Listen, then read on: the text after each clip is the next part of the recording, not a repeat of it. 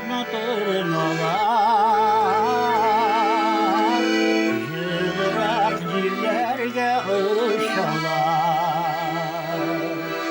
Yarabbim, Yarabbim bizlerini, tapmağa silkitken izlerini. Şimdi yığıp tırnalar uzattım, düşepsin seni yoğalttım. Sağırsı tırnalara vardım, gönlümün herkesin her yazı.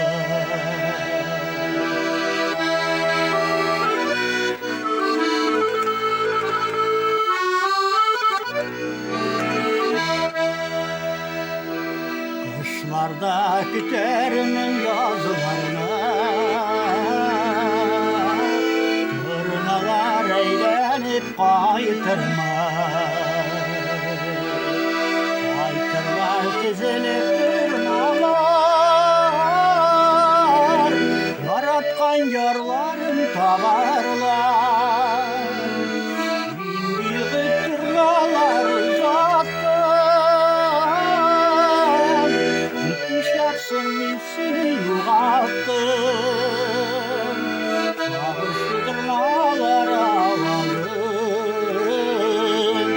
gönlümün herkesin her yazı.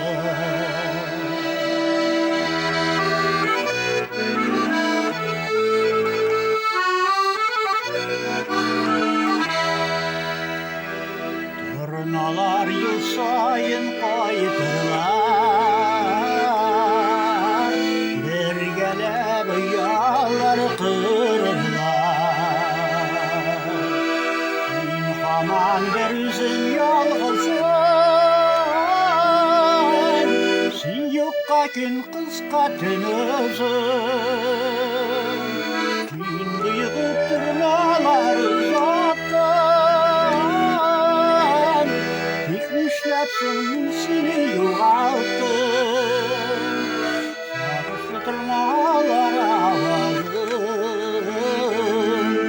gönlümün herkesin her yazı. Yığıp tırnalar uzattım,